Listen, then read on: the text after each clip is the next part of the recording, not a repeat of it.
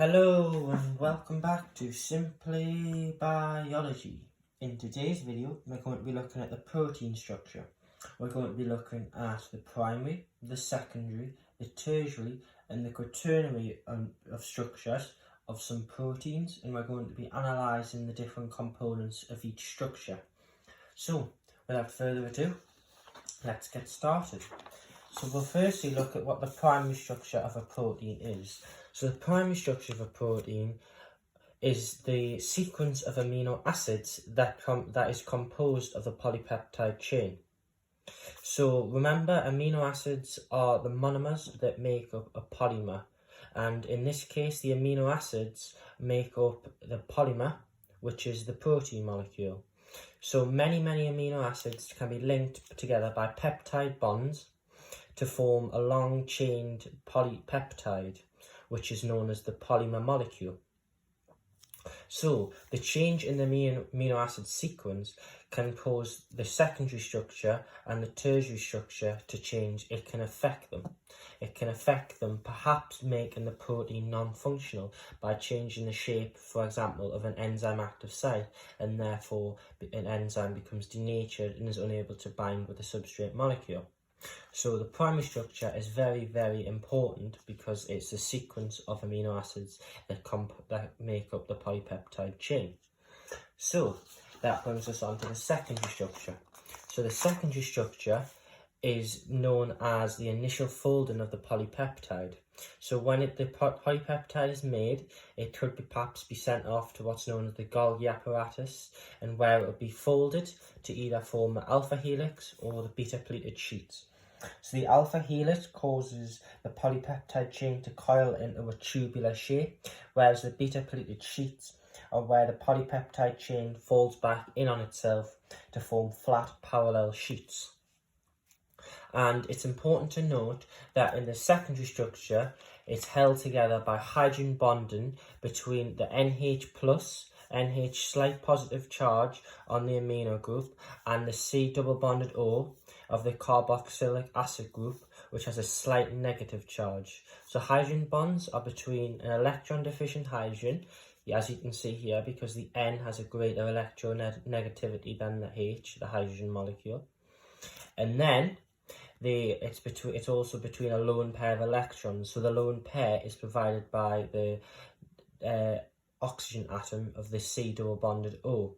There's two lone pairs on here, so that forms a hydrogen bond between the electron deficient hydrogen, because this is a slight positive charge and this is a slight negative charge, and a hydrogen bond forms to ensure that the alpha helix and the beta pleated sheet are maintained and the structures can be tightly wrapped together, ensure that the structure does not come undone.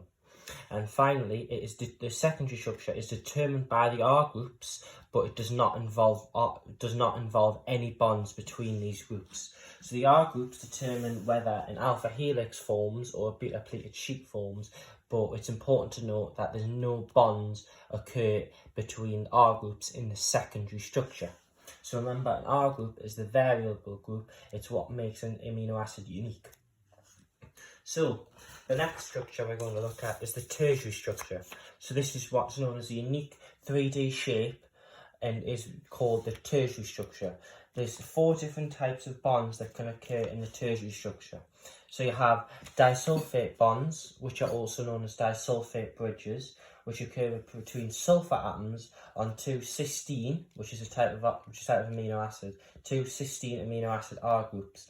It's important to note that these are very strong. The next type of bond we have is ionic bonds. Ionic bonds occur between the slightly positive charged amino group, which is your NH2 group, and your slightly negative charged carboxylic acid group, which is your COOH group. But I hope you remember that these can be broken by high temperatures and extreme pH values. We then have hydrophobic interactions between the non-polar R groups. So remember, some amino acids are hydrophobic and some are hydrophilic, depending on the composition of their R group, whether they contain polar bonds in their R groups. So those amino acids who do not contain any polar bonds within their R groups will be known as hydrophobic and repel water. And what happens is the R groups of the hydrophobic amino acids will be arranged so that they are positioned in the centre of the protein away from any such biofluids, and therefore these can interact with each other to form the tertiary structure. And finally, we also have hydrogen bonding, again between the slightly negatively charged C double bond O with a lone pair on the oxygen and the slightly negative charged NH. So this is known as slight negative, slight positive charge. It's between the lone pair on the oxygen and the electron deficient hydrogen of the NH group. And again, these can be broken by high temperatures and extreme pHs. So finally, we're now going to look at the quaternary structure.